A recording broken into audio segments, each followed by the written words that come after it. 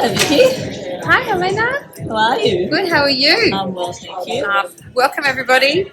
Let's introduce ourselves. I want you to get to know us, so you can go first. Okay, so I'm Helena Ung. I'm an educator, business builder, and a multi-award winning entrepreneur. And I'm Dr. Vicky Prokopiou, an investor, a life elevation coach, and founder of Complete Wellness Dentistry. We're just here to chat to you as mums, as entrepreneurs, and to give you some tips, I think, about things. So I do have some burning questions about you. Being an educator, right? I've got 3 kids, 6 and under. Yes. And look, sometimes when I go to courses like this, I've got to bring my kids with me. Are my kids missing out on a lot, Helena? They're still very young. I don't think it's going to be an issue. But just bear in mind that we do still want them to be in school and as much as they can. Why? To develop sort of the foundation and the fundamentals that they do need to know. And when we're talking about foundation and fundamentals, it's about making sure that they understand their basics, right? In terms of numbers, in terms of words, reading skills and literacy skills. That's the main thing. So if they get that pat down, sort of right, they'll be fine. Yeah, I totally get it. I never taught my 6-year-old to read, and now my 5-year-old's teaching himself from what his brother's teaching him. It's really, really interesting. But the school taught him how to read through their program, so I find that very interesting. There's a lot of pressure off, I guess, when they go to good schools with programs or homeschooling. I've even considered that. Do you know much about homeschooling? I've never homeschooled my 2 daughters. They're 18 and 20 now, so I don't really have to worry. But I have been in connection with a lot of mums and parents who are homeschooling their kids, and the reason being that they're not happy with how the school system is running right now and the way kids are being taught. And to some extent, I do understand their concerns. Because what we're finding is that some kids are actually ending up in high school and not knowing the basic foundations of literacy, and even to the point where some of them can't spell properly, they can't read properly. So some of these things can be issues. What do you think they're due to? Is it all our technology and social media and everything? Are they less writing and more typing, playing? Technology is great for business, and it's also great for what we're doing right now in terms of advancing sort of the world. But there will be detrimental effects to our children. We're seeing a lot more children who's not so motivated anymore. They're not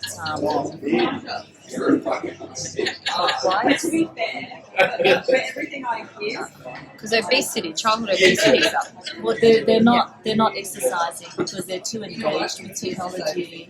I guess we would say that there is there's a screen pandemic, yes, right? And it's very hard to control. And it's something that I think we as parents and even as society should actually look at. What advice would you give to parents? Like, I've got young kids, your kids are older.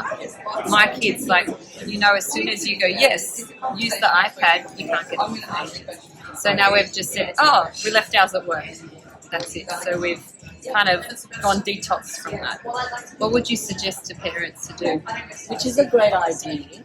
Detoxing is a great idea. However, I think if you've got kids at a very young age, I think you need to start some boundaries. Because if they don't have boundaries, they're always going to want it. And because kids are now they feel very privileged, and they're very entitled. Because they feel very entitled. They think they should have everything. And as parents, obviously we want to give them everything, but I think to some certain extent we're giving them too much. And when we give them too much, it can be actually negative, and it can be detrimental to them because they don't appreciate what they have, and they don't know what hard work is, and they don't understand that we have to actually put in the hard work. We need to put in effort in order to get what we want to get, right? So I think it's really up to us to set that boundary and actually teach them skills, teach them and make them understand that you can't just get what you want. Life is not about getting, asking and getting. It's about you need to achieve, you need to do certain things in order to get what you want. And it does require persistence, it does require grit, it does require hard work. Look at where we came from. If we didn't put in the hard work, and we didn't put in the time, and if we didn't sort of understand all of these things, we won't be where we are. We won't be as successful as we are. Absolutely. And we weren't given everything. I know my mum. My mum was, she had 6 kids to raise. We came here when we came here 40 years ago. We came here in 1979 when I was about 5 years old. And I had to go through, the school system, not understanding one word of English. And mum had to look after 6 kids, so she had no English skills. So we had to go through life doing everything. We had to work hard. I had to work hard. I actually, I went through the schooling system and I became a pharmacist. Like me, ex-pharmacist. So we're both pharmacists, But guess what? Dr. Vicky became a dentist. Right, and then I went on to do education, which to use your knowledge, and because you're a high flyer, to elevate kids' lives, Correct. And I still use my knowledge as a pharmacist to actually, improve their health. I give advice on health, and mental, and mental sort of. When they come to me with mental issues and all that, it's honestly, let's help them as much as I can. But it's all about impacting these kids from a very young age. We need to be able to give them skills. If they don't have the skills to survive and to learn, then it's going to be a very hard journey. Because skills come before knowledge. They can get the knowledge from school, but they need to have the skills to know how to learn, how to retain all these information. Yeah, absolutely. And it starts from home. And as a parent, you've got to make that conscious effort to be present and to teach your kids. You can't just be, I'm too busy, here, grab my phone. That's not parenting. And that's the easy way out for a lot of people. And you're exhausted after work, running a business. Things go wrong. You might feel like crap as well. And you've still got to have that energy and that focus for your children. Well, why do we have kids? Exactly. Right? That's a really good question. Yeah. We have kids because we want kids and we want to pass on, sort of our knowledge, our whatever we have, our gift. And at the same time, what has been instilled in us usually gets transferred to them. Absolutely. But we also want to transfer the right information and the right knowledge and the right stuff, whatever it is that we want to instill. But children needs to be guided. We're here as parents. When I have to put it into a simple term, we're here as parents to guide them. They actually don't belong to us as such, right? Yeah. They have to. They're here for their own purpose, and they're also here to do their own job. So we need to be themselves, to be who they need to be.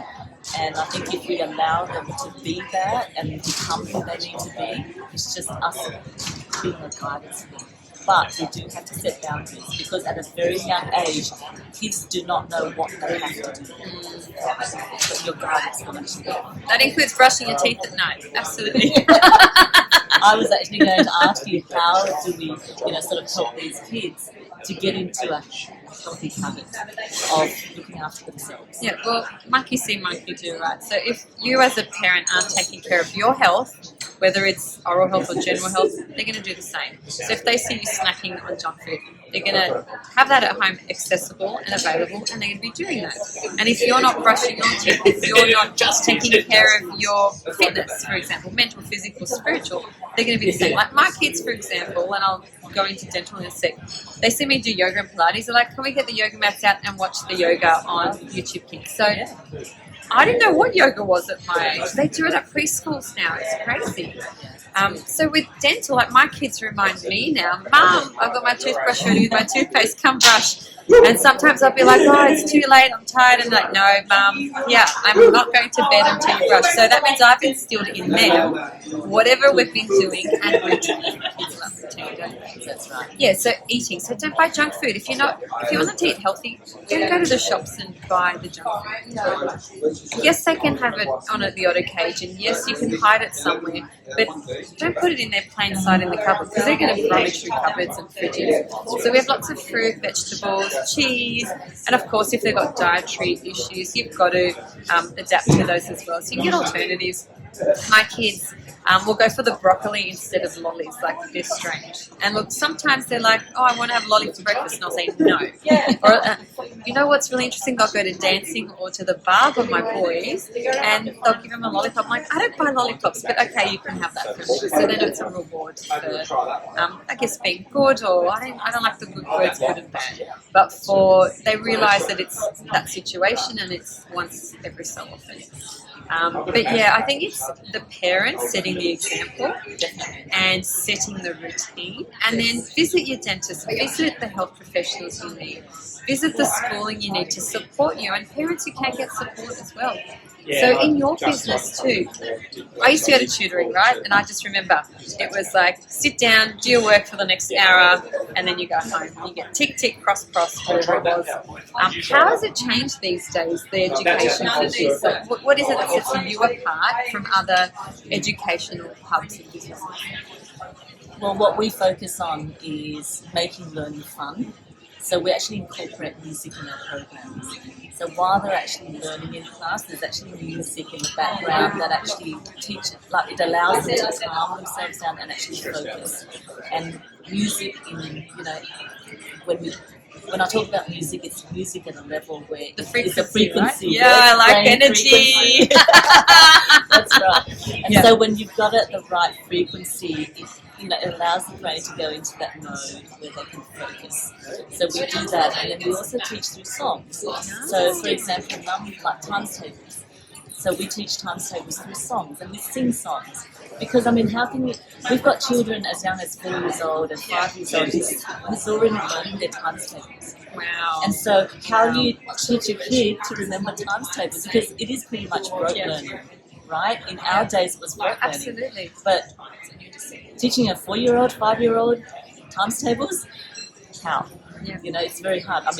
At the moment they're still learning numbers, right? And they're still using this. But then our methodology is that we teach them how to use the abacus, and they see beads as numbers. And so when they know how to manipulate it, when we call out numbers and we give them questions, they're actually seeing the numbers as beads, and they're manipulating in their mind. So it becomes a virtual abacus in their mind. So they're actually calculating mentally without having to use pen and paper. And multiplication is through songs. So it's still taught through learning, however it's through songs, and it's fun. Yeah. So and subconsciously they'll be singing the songs in the car at home. Oh yes, right. Yep. Growing up, we had a CD with times tables. I still remember 111 is 11. It was a rap song. Right? Yeah. So songs and music play a big part in our work. And obviously we teach them through, sort of a different methodology, and a lot of it is through what we call right brain practice. Okay, so left brain is logic, it's teaching them how to analyse. They do that at school. They get the content at school. Teachers teach them how to analyse. But in today's society, information is coming to us at the speed of light. You look at Facebook, you look at Instagram. What do we do now? It's this, right? We don't even look at the information. We don't even read it anymore. Make a choice. Like it, don't like it. Yeah. And what's the most addictive thing that is happening right now? It's the like button, right? Yep. And you just like. You don't even know what you're liking. Yeah. But You you don't like watch it. Yeah. Right.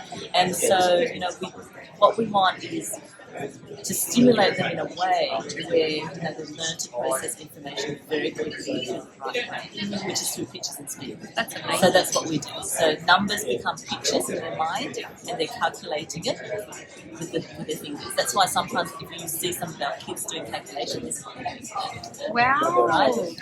And then we teach them in terms of vocabulary, knowledge input. It's about putting pictures together with the words so that they can associate words with pictures, because that's how they remember. And then we teach them how to memorize the words in sequence backwards. So but the gist of it is, how do you remember all this information?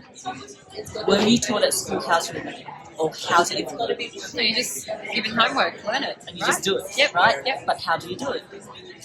How am I supposed to retain all this information?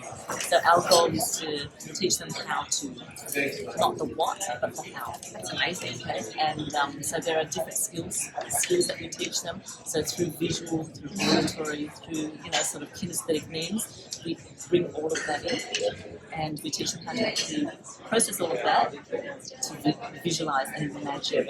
So we're tapping into the right brain. What happens when the right brain is stimulated? Yeah, yes, magic happens. Right. We don't just want them to be stimulated just There's with no the left boundaries. brain. Yeah. We want them to be stimulated the right brain as well, because now it creates balance. We've got left brain and right brain creativity. learning. Yeah. Because the right brain is all about creativity, imagination, right? Intuition. Yes. So it becomes very holistic. And when you have a holistic child, Sign me up. when you have Absolutely. a holistic child, they will thrive in life. Yeah. You've got the academics, you've got the social and emotional skills. Create that balance. This is what the future is about, creating well-rounded children who will survive, sort of society. Adversity and the challenges that come ahead. Correct. I know I wasn't prepared for life, and it's difficult, right? My parents were migrants, so they learned things from the 60s, and my dad came here when he moved to Australia when he was like 27. So they were very hard workers, and they knew education was massive to them, which is why I've studied, and my sisters followed suit, exact same, and done a third degree. They're highly successful in creating human beings who were intelligent and focused. Then there's a flip side of, I saw overworking and hardworking as being normal, when you can work more smart, you can create a beautiful life. I remember my And that's mum, what you're doing right absolutely, now, right? and that's what I'm supporting others to do too. Because I remember back in year 11, I was really good at art, taught my school, so I'm very creative. So my right brain's when it's working, it's working. And I think going to university with the 2 degrees, with pharmacy as well, the subjects are there, you don't choose. Same as dentistry, it's very structured. And I really lost my creativity for a long time. I love music, so all this is just singing songs to me, what you're saying. I want to bring my kids. So I haven't had a big conversation with you like this about your mission, and it is absolutely invaluable to every single family, every child. So thank you so much. You're welcome. Thank you. You're definitely staying in my world. My world. Big hug. Oh. You know what I realised? We haven't got rid of our white coats. No. Still there. Still there. Amazing. Thank you. That was beautiful. That was beautiful.